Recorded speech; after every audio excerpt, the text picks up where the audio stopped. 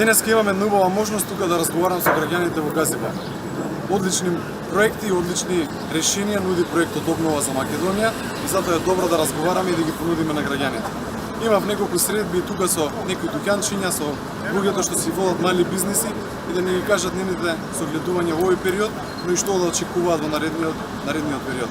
Разговаравме за актуелните проблеми, но и она што ние го нудиме. А тоа е подобар живот, подобри кредити и подобар бизнис план за сите нив.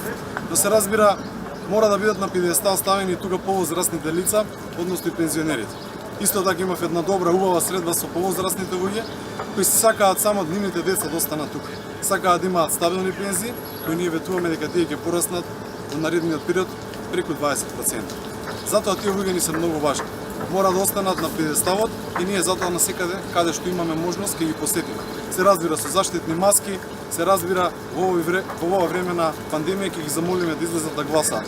А гледам дека они се охрабрени, сакаат да ни дадат поддршка и јас навистина сум благодарен за тоа. Но ние мора да направиме многу повеќе. Мора да обновиме Македонија, мора да обновиме инфраструктурата, уметноста, науката, културата, да се разбира и да ги обновиме оние работни нови места, што ние ги ветуваме, односно Македонија да стане место каде што ќе има под 10% невработеност.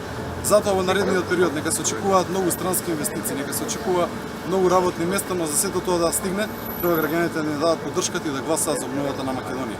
Затоа ние продолжуваме секој ден да се среќаваме со граѓаните и се разбира со една цел да им помогнеме на Македонија и да им помогнеме на граѓаните.